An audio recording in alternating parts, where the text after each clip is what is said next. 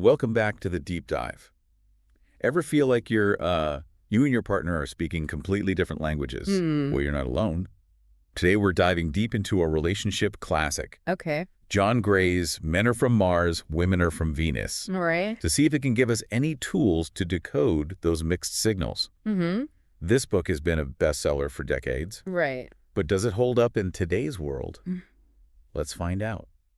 It's fascinating how this book, with its simple premise and often humorous anecdotes, continues to resonate with so many people. Yeah. It really tapped into a universal feeling of, maybe men and women really are wired differently. Okay, so let's unpack this whole Mars-Venus thing. Yeah. The book's core idea is that men and women are fundamentally different. Right. Like beings from separate planets, which explains why we often clash in our communication and emotional needs. Yeah. Now, while that might sound a bit oversimplified, haven't we all had moments where it feels true? Absolutely. Think about it. Men are often portrayed as problem solvers, retreating to their caves to process stress silently. Yeah. Meanwhile, women are depicted as more emotionally expressive, Right. seeking connection and communication to cope. Uh-huh. Gray argues that understanding these innate differences is key to reducing conflict and increasing empathy in relationships. So it's less about saying one way is right or wrong. Yeah. And more about recognizing that we approach things from different angles. Right. Like, remember the classic Mr. Fix-It scenario? Sure. A woman vents about her day, and the man, bless his heart, jumps right into solution mode. Ah, yes, the classic Mars-Venus communication breakdown. Right. Gray argues that women in these situations are often seeking emotional validation, not a to-do list. Right. He uses the example of Tom and Mary. Okay. Mary comes home stressed and starts telling Tom about her difficult day. Tom, with the best intentions, suggests solutions, like quitting her job. But for Mary, it wasn't about finding a fix. Yeah. It was about feeling heard and understood. So that's something to keep in mind, right? Sometimes just listening and offering support is more valuable than offering advice. Right. It's about recognizing that emotional support is just as important as practical help. Yeah. What are your thoughts on that? It's crucial. Failing to recognize these differences can lead to a lot of frustration on both sides. Right. Imagine this. He's in his cave trying to process things internally. Yeah. And she keeps trying to pull him out to talk. Right. Neither approach is inherently wrong. Yeah. But the disconnect can create tension and resentment. So how do we bridge this gap? Gray offers some tips, like giving space when he's in his cave. Right. And offering a listening ear when she needs to talk. But isn't the cave concept just an excuse for men to avoid emotional intimacy? That's a great question. And it's important to remember that cave time isn't about shutting down emotionally. It's more about recognizing that men often process emotions differently. Yeah. Instead of seeing withdrawal as rejection, try to approach it with patience. Right. Reassure him you're there when he's ready to talk. That's a really helpful reframing. Yeah. It's not about him shutting you out, but about him needing a different kind of support. Right. So space, patience, and reassurance are key. Yeah. But what about when she's the one who needs support? How can he be helpful without accidentally making things worse? Gray emphasizes the importance of validation. Instead of jumping into problem-solving mode or dismissing her feelings, try simply listening with empathy. Okay. Acknowledge her experience by saying things like, it sounds like you had a really rough day. Tell me more about it. So it's about making her feel heard and understood, not about offering unsolicited advice or trying to fix her emotions. Right. That's really powerful, and I think it applies to all relationships, not just romantic ones. It's about understanding that everyone needs to be heard and validated. Absolutely. And this leads us to another important point Gray makes. Okay. How to express our feelings in a way that encourages understanding.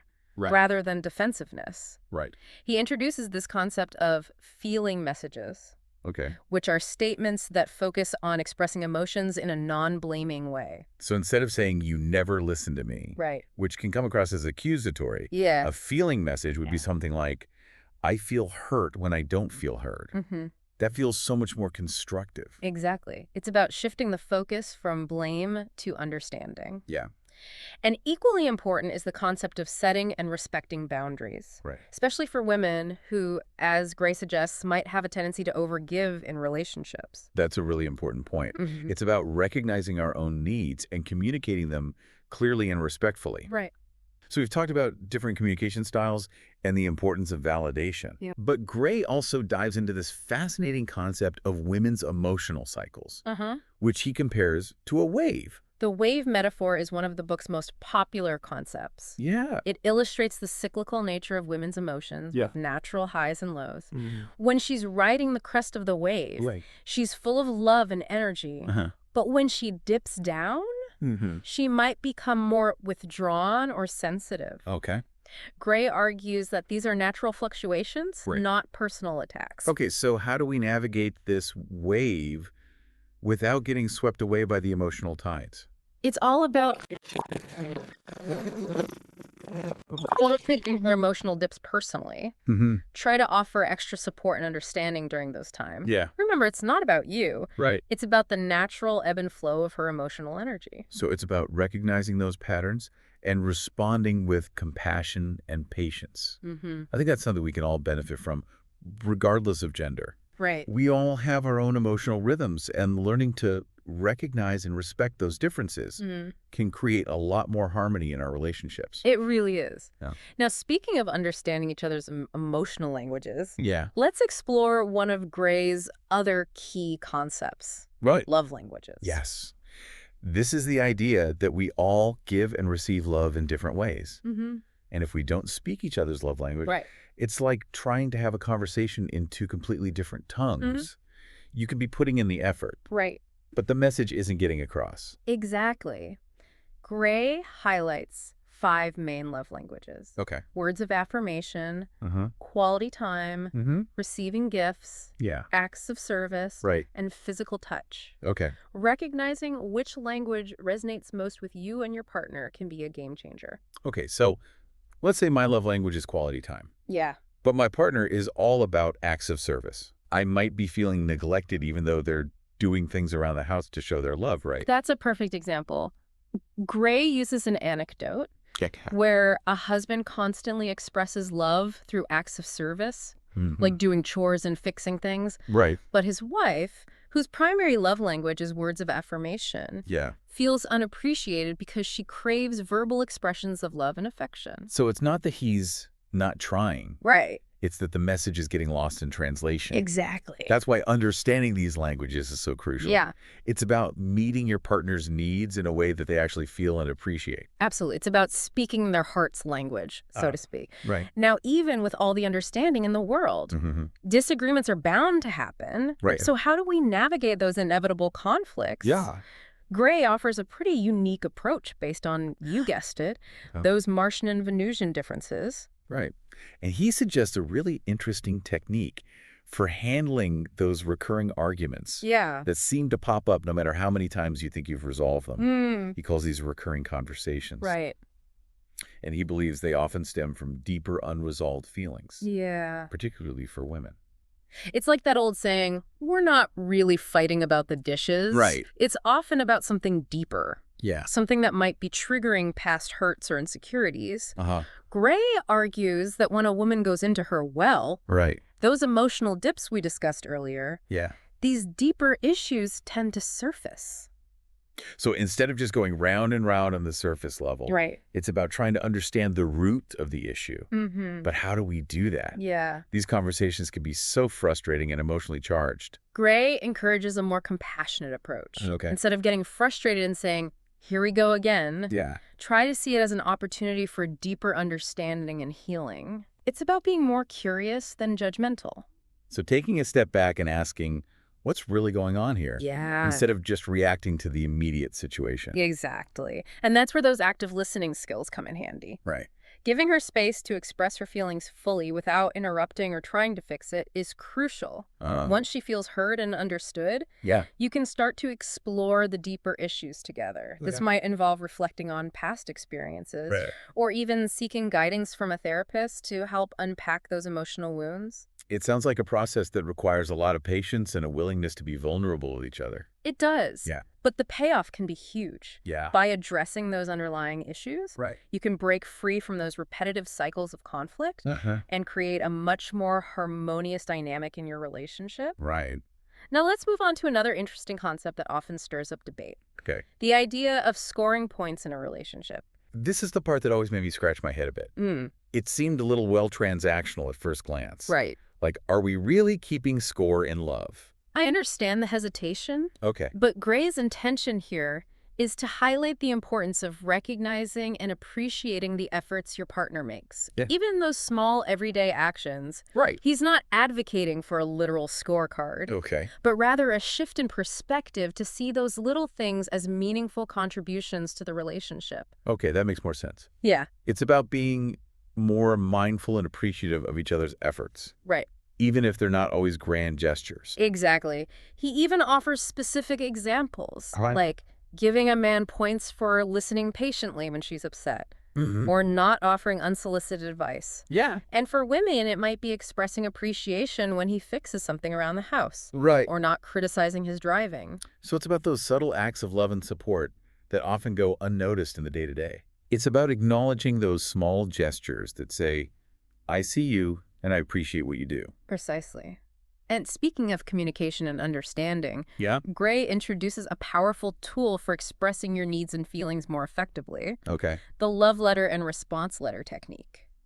Okay. Tell me more about this. Yeah. This sounds intriguing. It's essentially a structured way for couples to communicate more openly and constructively. Okay. The love letter is an opportunity for one partner to express their unmet needs and desires in a non-blaming way. Okay. Focusing on how those needs are making them feel. So instead of saying, you never spend time with me, Right. it's more about saying, I feel lonely and disconnected when we don't have quality time together. Exactly. It's about expressing the feeling itself rather than attacking the other person. Yeah. And then the response letter is the other partner's chance to acknowledge and validate those feelings, expressing their willingness to meet those needs. It sounds like a powerful way to open up a dialogue. Yeah. And create a deeper understanding of each other's emotional landscapes. Right. But what if the receiving partner genuinely doesn't know how to respond or meet those needs? That's where the beauty of this technique comes in. Okay. Gray encourages writing a response even if you don't have all the answers. Right. It's about showing a willingness to listen, learn, and grow together. It's about saying, I hear you, and I'm committed to working on this with you. That's a beautiful sentiment. Yeah. It's not about demanding immediate change, but about opening up a conversation and a path toward deeper connection. Exactly. And Gray provides tips for writing these letters effectively, emphasizing clarity, sincerity, and a focus on feelings rather than blame. Right. It's a tool that can be incredibly helpful for couples at any stage of their relationship. Yeah. Now, shifting gears a bit. Okay. Let's talk about a theme that runs throughout the book. Right. Personal responsibility. Yes. Because ultimately, we can't rely on our partners to fix us or make us happy. Right. We each have a responsibility for our own emotional well-being. Absolutely. It's about taking ownership of our own happiness rather than placing that burden solely on our partners. Right. This requires self-awareness, a willingness to do the inner work, and sometimes even seeking professional support to address deeper emotional wounds that might be impacting our relationships. It's a reminder that relationships are a two-way street. Yeah. And both partners have a role to play in creating a healthy and fulfilling dynamic. Right. But it's not just about taking responsibility for our own emotions. It's also about managing our expectations, right? You're spot on. Yeah. Unrealistic expectations can be a breeding ground for disappointment and conflict. Right. Gray reminds us that our partners are human beings, not perfect beings from another planet. Right. They will make mistakes, have flaws, and sometimes fall short of our idealized image of them.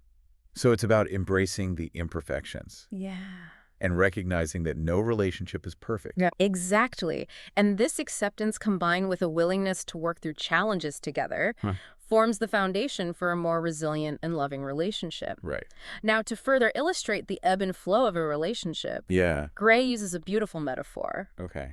The seasons of love. Ah, yes. I love this analogy. Yeah. He talks about spring, summer, autumn, and winter. Each with its unique beauty and challenges. Exactly.